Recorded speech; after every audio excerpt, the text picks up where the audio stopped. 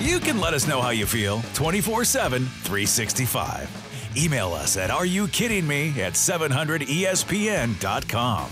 The Napa Auto Parts text line at 315-7833. A big event or an event you went to that was different than your preconceived notions, either positive or negative. Text the Napa Auto Parts text line at 315-7833. We'll take your phone calls coming up in the second hour of the program. It's Patchin, Lukens, and Osso from the Frost Brewed Coors Light Studio. We got an opportunity to meet a local kid, a couple of them, heading to the Ultimate Fighter, a couple months ago. Kind of underdogs going in, I guess, on a national stage. And one of them, Michael Chiesa, Maverick, as we grew to love him, Maverick from Top Gun, is in the final. He went, not only did he make a name for himself, but he has made the championship. Winner gets a six-figure contract to the UFC. Joins us now. He fights on Friday for all the marbles. Michael Chiesa. Michael, how are you? I'm doing great, guys. How are you? Doing good. What's this? I mean, how great is this? It's about as good as it gets, man. It's been quite a journey. A lot of ups and downs, a lot of tough fights, but I anticipated that aspect of the competition, so it didn't come to any surprise that I'd find myself down and out in a fight and having to rally back. You've had to do that a couple of times, more than probably, if you look at the way it was judged. But, I mean, just talk about what you've been able to do as a fighter. You go in there, obviously your strength is on the ground, and other guys know that, but yet you're still able to get them to go to the ground, and you beat them when you get down there. How are you able to get guys, when they know that's what you want to do, to go down there with you? It's all about timing. You have to as far as want to get fights to the ground, you can't just rush it, especially not at this stage. All these guys are very talented, so I really had to set up my takedowns. And in the Vic fight, I feel like I could have beat him on the feet. He's just a straight boxer. I have good kickboxing, unorthodox strikes, and so I thought that I'd beat him on the feet. But that fight with Lawrence kind of punched some wind out of my sails. I was feeling a little beat up, and I'm sure everybody saw that on the episode. But I just knew that second round. As bad as I want to beat Vic up on the feet, I knew that second round I needed to win it. And so, I had to set up the takedown, and fortunately I got that knockout. So, it worked out for me in my favor. I feel very blessed. Let me ask you about the Justin Lawrence fight. That was the quarterfinal. And like you said, you were beat up in that. He had actually given you a body punch that put you down. Then he took you to the mat, and you turned the tables on him. I mean, if he stays on his feet, we might not be talking to you right now. Were you as surprised as we were that he took you to the mat?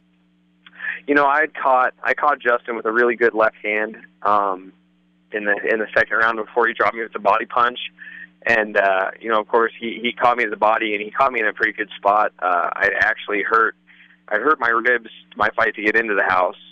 Just kind of sucked it up and pushed through the competition. I wasn't going to let a little nagging injury drag me down, but he re-aggravated it and definitely hurt. He had me hurt, but I knew I had him hurt. I knew more than anything I had him very tired.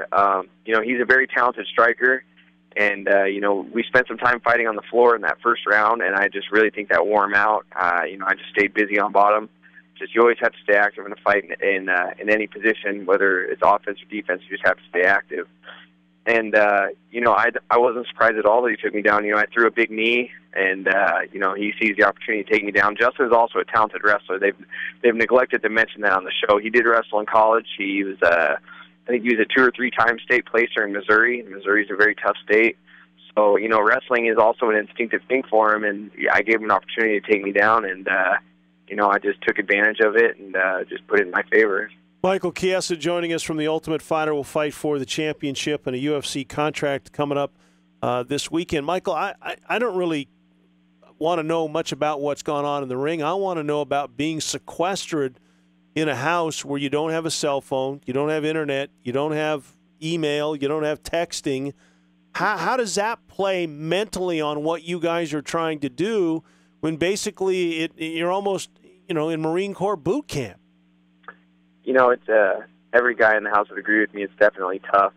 And the one thing I've came to the conclusion of is, everybody in the house has their own things, their own mental battles they have to fight, whether it's being away from their family, being away from their kids.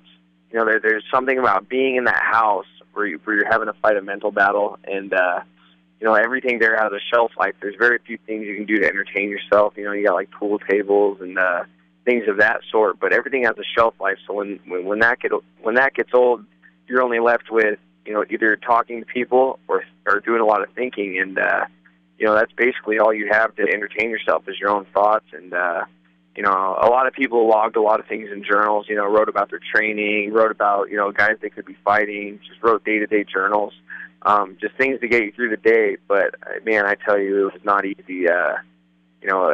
It's surprisingly, we train really hard when we're there. We train really, really hard, but surprisingly, everybody dreads the day off. When we have our one day off a week, everybody is just like, "Oh my gosh, this is horrible," because there's nothing to do. You just sit around and twiddle your thumbs for 20 hours. It's just, man, it was. I wanted to be there. I'm so blessed I was there, but in the same hand, while I was there, I was going a little bit crazy. Well, obviously, Michael, with your situation was different than the other guys because, as was made very public on this show, right after you moved into the house, your father passed away after a long illness, and yet you were able to go home for the funeral, and then you made the decision to go back to the house and finish what you started, something your father wanted you to do. However, you're there dealing with this emotion, and you have not got your family to support you. You know that they're there supporting you, but you can't speak with them, you can't hug them, you can't do anything. Can you just give us an idea of how difficult that was for you? It was beyond difficult. That was the hardest thing in the competition. I had tough fights. That's whatever. That I knew what I was getting myself into there. I knew what I was getting myself into when I got in the house. But having to cope with the loss of my dad and cope with it without my family was just, man, that was a battle every day. That was a fight for me every single day. The cameras around you 24/7, but they didn't capture the moments where almost every day I had a breakdown. Every day, I'd get, like I said, the only thing you have to entertain yourself is your thoughts, and the number one thing on my mind was always my family and always thinking about my dad. So it was definitely tough, but in the same hand, it was a little bit motivating because I knew that this is where my dad wanted me to be, and not only did he want me to be there, he wanted me to give it everything I got. So anytime I would get down on myself and start to doubt myself, I would just, think about what my dad would tell me. And, in one hand, it was a hard battle. It was a hard thing to overcome. But in the same hand, I found light from it. I knew I could envision the things that my dad would say to me. It was very surreal. It's hard to put into words, honestly. Mike, your last fight that you won against Vic to get into the finals, Rick happened to be there with your mom and about, 150, 200 of their closest friends Very there, loud people. Out at Hooters watching your fight. And I'm sure that while you were excited, I'm not sure even you were as excited as your mom and those people at Hooters. Could you imagine what that was like with your friends watching back at home?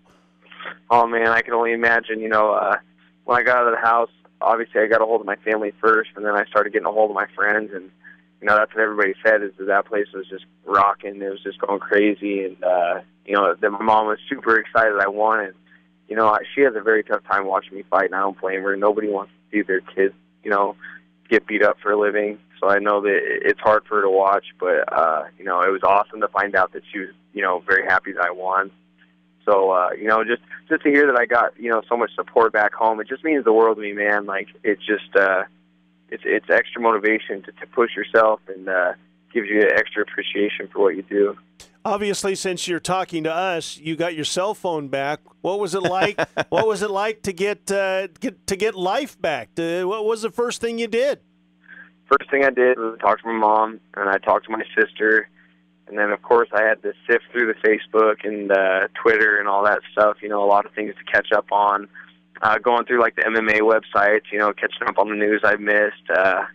It's really catching up. I haven't even turned the TV on in my hotel room yet. I've just been kind of glued to my phone, So, I'm just kind of catching up on everything, looking at everybody's Facebook profiles, seeing what I missed. 3 months before I got here didn't sound like a long time, and now that I've experienced it, definitely missing out on a quarter of a year. That's a lot of stuff. I got news for you. There's going to be a lot of Team Purple fans around this area that wouldn't have been before this show. You and Sam there, and when you're in the house, there's going to be people that you like, and obviously you and Sam are kind of like brothers, so that was an easy one. There's going to be people that drive you a little crazy, and somehow you became that person because you have this habit apparently of waking up in the middle of the night and eating M&Ms in your sleep, and they crunch really loud, and all the people in your room were a little agitated. What's that about? That first couple weeks in the house, we get a list where we can write down, what food we want and this and that. And I've always been a big fan of peanut M&Ms, man. They're Amen, brother. I'm with you too. Yeah. Not only are peanut M&Ms good, they're somewhat healthy. They got peanuts in them. So I'm like, Right. this is like a catch-22, man. I mean, peanut M&Ms. This is awesome, and they would bring me a big bag. They wouldn't just bring me the little, $1 bag. They would bring me the big, huge, 42-ounce bag of M&Ms. So I would just walk around the house eating these M&Ms, and I'd take them up to my room while I'm writing in my journal, and I'd eat M&Ms, and apparently I started eating them in my sleep. It'd be like 2 in the morning, and I'd be burying my hand in this huge bag of M&Ms and putting them in my mouth, and John Cofer actually woke me up one night and was like, dude, quit eating those M&Ms. I was like, I'm not. And then right when I said I'm not, I realized I had a mouthful of M&Ms in my mouth. I was like, oh, my gosh, this is a problem. Mike Chiesa from UFC's Ultimate Fighter. Mike, you're sporting a style that is kind of, caveman-ish. After this is all over with, do we see a more clean-shaven, a little more kempt Mike Chiesa? Absolutely. As far as the beard goes, it's always just kind of been a little tradition. Whenever I start a fight camp, I just stop shaving. And, I've been in a 6-month-long fight camp. I trained for 3 months before I got into the house. So, I've just decided not to shave it, not to trim it. And, once the whole deal's over, I'm just going to shave it all off. I'd like to look civilized again at some point. And, as far as the hair goes, I plan on donating it to Walks for Love. I just finally got 10 inches long, and that's what you have to donate your hair. So, that's the plan with that. I plan on going home and donating my hair, whether a fan gets it or not. That doesn't matter. I just want somebody in need to get it because I'm sick of it. Somebody else can find way more use for it than me. Mike, is it kind of a tough decision because everybody nationally knows you as this look? They'd be stunned if they knew what you looked like because you're a pretty good-looking dude, but then you throw all that stuff on there and, no one's going to recognize you when you shave this off. Now you're just flattering me. Yeah. Well, I meant that in the kindest way possible. We did get a text from James Harden of the Oklahoma City Thunder saying your beard is stealing his thunder. So, hey, tell him I'm not trying to step on his toes. No biggie. You can take him. He has no ground game. You can take him. Yeah, no biggie. We got this one. Your mom said on Friday night she hates tattoos, and you got a couple of those. Are you going to slow down, or is there a new tattoo on the way? Oh, no, there's some new tattoos on the way. What are you going to get? Are you going to get something in commemoration of this 3 months that you've spent? Actually, I am going to get a tattoo in commemoration for the 3 months being in the house. Being on Team Favor, we have this big thing with pineapples, where we think the pineapple is a very dangerous weapon. I mean, let me ask you guys. If you have 2 choices. I'm going to throw something in your face, okay? And you're either going to get a brick thrown in your face, or it's going to be a 4-pound Brazilian pineapple. I mean, I'm talking big, huge 4-pound pineapple with, spikes. What would you rather have thrown in your face, the brick or the pineapple? Neither. Now a line from Goodwill Hunting has popped into my mind. I'm going to take the pineapple. I'll take the wrench. I'll take the wrench. I think we get what you're saying, though. Hey, and Mike, what's the week going to be leading up to Friday? Tell us what's happening for you, because I mean this is a big deal. There's a $100,000 contract on the line. First of all, I'm not thinking about the contract. I'm not thinking about any of the things that come with winning the fight. Winning a fight means, it's got so much more sentimental value than anything material, than anything that involves money or anything of that sort. So, obviously I'm just focused on winning the fight. I'm not focused on the contract or anything like that. Just winning the Ultimate Fighter, that means the world to me. And whatever comes after it's just a bonus. But, at this point, it's just all about maintaining. There's nothing I can do to really to improve. You know, I only have a week. I just fought a week ago. I can't really spar. You know, I got a couple little bumps and bruises. So I just really got to let my body heal. Got to maintain, keep my cardio up, keep my weight down, and you know, more than anything, just have fun. The pressure's off, man. You know, making it to the finals, you think that there's more pressure, but there's not. It's just, you know, making it through the tournament and being able to fight on this stage in the finals. It, you know, it means a lot to me, and I'm just going to seize the moment and have a lot of fun. We'll talk a little bit about your opponent, Ally Aquinto, who is an excellent fighter. What do you see as the problems that he presents, and also can you stay on your feet and beat him? You know, I think I can hang on my feet with Al. Obviously, we've sparred together, so we've gotten a good feel for each other. The big thing with Al, with beating him on the feet, is no wasted movement. Al's good at being a bully and walking guys down. You know, once he gets comfortable, his hands comes down. He has real good head movement. Really good at baiting guys into the brawl. The big thing for me is no wasted movement, no big movements out. You know, just real small movements. Trying to stay in the pocket, trying to utilize my range. Al's very well rounded. You know, he comes from a great camp. He comes from one of the best camps in the world. Matt Serra and Ray Longo as his coaches. You know, Matt Serra knocked out George St. Pierre for the welterweight title at some point in his career. So, you know that he's got a great coach behind him. But, you know, I'm just looking to go out there and just put on a good show. I know what I have to do to win, just no wasted movements, staying very comfortable, staying patient, you know, and just have an exciting fight. He gives me an opening to get to the floor. You know, everybody knows that's what I'm going to do, but that's not just my game plan. My game plan is just to go out there and fight and just be comfortable. Well, Mike, you went in there to win the Ultimate Fighter. You went in there to make a name for yourself and make Spokane proud, and you and Sam certainly did that. We appreciate you coming on our show. We'll watch your fight on Friday and hopefully catch up with you next week, and hopefully be talking to the Ultimate Fighter. Wouldn't that be nice? Yeah, that'd be great. You know, I just want to take this moment to, you know, Rick Little's here in Las Vegas, but, you know, I want to thank him. I want to thank Rick Little and everybody at 6'2", all the amateurs and pros, everybody coming up. Lyle Beerbaum, you know, he had a big impact on my career as far as, you know, being a mentor and being the guy to push me and to just make me tougher. I want to thank Sam Cecilia more than anybody because, you know, we got each other here together. You know, him and I have been through so much together, and having him here was just a blessing in so many ways. I want to thank all my friends and family. You know, I've got a great support group back home. I owe a lot to them. And just know that when I come home, June 2nd, Big Al's, it's going down. I want everybody that's been supporting me on the show, meet me at Big Al's, June 2nd. I'll be home. I'll probably get out there about 10 o'clock at night. You guys want to come, you're more than invited. All right. We'll see you there. Mike, thanks for being on the show. Good luck Friday.